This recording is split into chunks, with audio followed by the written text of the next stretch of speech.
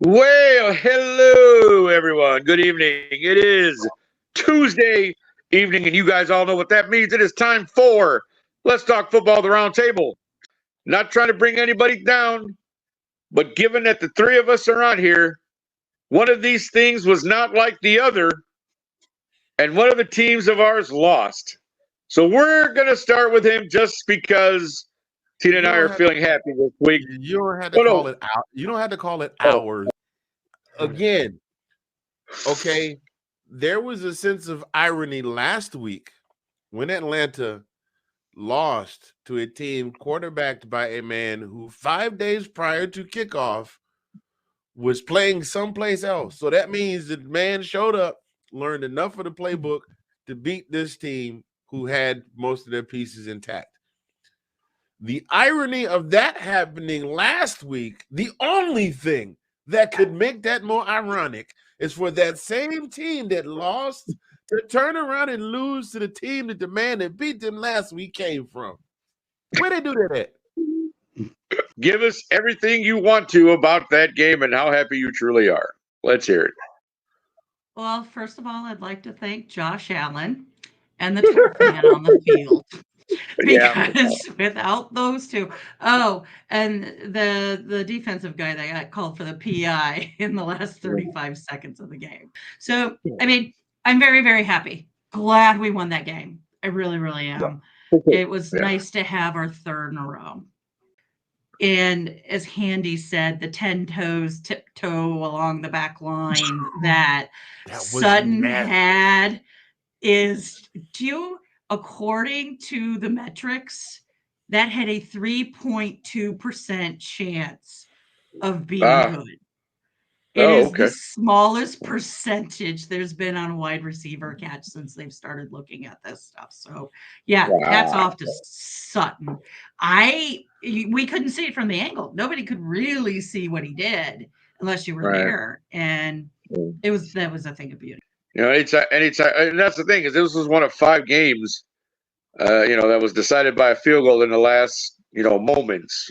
So yeah, Six. There crazy were six weekend. total. Was it six? Was Six it six? total Okay, games. 6 total. Yeah, Yeah, yeah. Nuts yeah. so, nuts so, Decided by nuts field so. goal. Yeah, crazy, So, right? Like it just so nuts. But yeah, a great win for the Broncos. Again, little feather in the cap. Buffalo on the slide. Yeah, damn kickers. You're right. You got it right. It's all those damn kickers. It's about what I expected. I mean, 100%.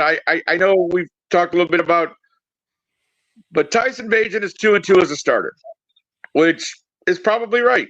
I mean, the guy, everybody after that first week was like, "Oh, this kid's incredible." And yes, yes, yes, yes. Tyson Bagent showed some flashes. He showed you some things, but he's also showed you that he is definitely a rookie. There was a couple games or the couple throws last week where it's like he thought he had a window, and the NFL defensive back said, "Yeah, son, you don't have anything," and just jumped right in front of the receiver and grabbed the ball and went the other way. We're 3-7 going into this Week 11 matchup with the Lions. I'm just hoping we don't get smashed. The Lions are looking like one of the best teams in the NFC right now. And I can only hope that, if Fields does come back, we at least look competitive. We all know Ken Dorsey of the Buffalo Bills offensive coordinator was fired by Buffalo. But before last week, did you guys know that Buffalo had the number 2 ranked offense in the NFL before last night's game? I did not, So, sir. yeah, I was floored to read that.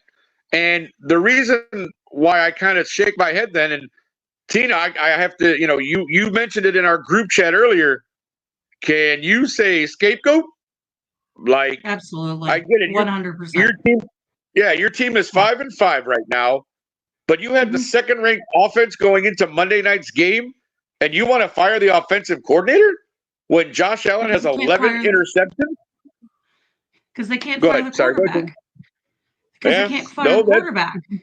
that's true. And That's very and true. I said it from the beginning because a friend of mine was at Wyoming when he was their quarterback, and she liked him Yeah. and she wanted the Broncos to take him, and we could have taken him, but we didn't. We took Pat Surtain instead. So Right. I've seen it through like the first couple of years. He just the risk wasn't worth the reward. And that's one tall Cook, boy. Cook even got y'all with a self-fumble recovery, he still got about 10, 15 yards on that. Like we talked about, he had a magnet in that ball. There is no way that ball hits the ground the way it does and pops right back into his hands. Not only that, but right back, like he catches it in stride. It doesn't bounce back behind him or off to the side. It just kind of bounces and hangs enough for him to catch it. Tommy DeVito, the rookie from Illinois, started the game, obviously. Yeah, exactly. Is that the Tommy DeVito from the not the Soprano, the Jersey Boys? You know, the guy who was in the group 4 seasons, right? That Tommy DeVito, he plays quarterback. Guy's about 80 years old. But anyways. Did you see when they flashed to his family in the stands? I forgot what he made some big play, and the camera panned to his family, and it was exactly the kind of family I thought it was going to be. You know what I mean? Oh, it looked like an American Italian family from Jersey. You know what I mean? Like he had the hair. He's digging in his pockets, looking up at the camera like, I better not be on the camera. You know what I mean? Mom's doing this. Kid looks totally distant in the phone. I was like, oh my God, this is, and they had just got done telling his whole life story, which took like 9 seconds. Yeah. They looked exactly like what I expected. That's hilarious. I didn't see that, so that's actually kind of funny because I'm sure, like, you think about it, like that's kind of the stereotypical, you know, Anthony described the stereotypical Italian family that you see from Jersey. You know, like, you know, the kids get this, hey, we got to go see Junior play on Sunday. Let's go over there. Let's go to football game and let's go see it. Exactly, right? Come on, Pop. You know I was going on with the boys tonight. Going with the boys out for what? For what? You're going with us tonight. That's what we're doing. We're going to go support your brother. I am currently working on a little segment that I'm going to start talking with a case that happened back in the 1950s. It's called Radovich versus the NFL. And based on that case, that was a case that ultimately said that the NFL was not considered to be exempt to the antitrust laws that have been put in place. And that decision rolled into a lot of the things that started happening through the NFL. It's kind of how we started getting the players' unions. It's how we started getting different contracts that rolled into what free agency happened. And so I'm going to be doing a multiple part series, kind of going through some of this case law and how those things affected it. You know what's funny is initially he was just a 3-star recruit. Just 3 stars, a whole 3 stars. Now, if you're a Michelin restaurant, that's very good. So that's what we're going to go with, is that rating. He finished high school as the third highest rated quarterback in his class, wound up committing to Ohio State. I cannot believe I just did that. Sean, we're going to scrub that part. When you edit it later, you got to take that part out. Now I got to scream "Go Dogs" like every 5 minutes just to get the taste out of my mouth. All right. So, I got 4 games. This is Nick's picks. I got 4 games through this week. Last week I went 2-2, which seems to be what I've been doing all season, basically. Just one of those things. I mean, the Jaguars really let me down and didn't score anything against the 49ers. And, the Browns managed to pull out that game against the Ravens. So 2-2 last week. I got 4 new games for you this week.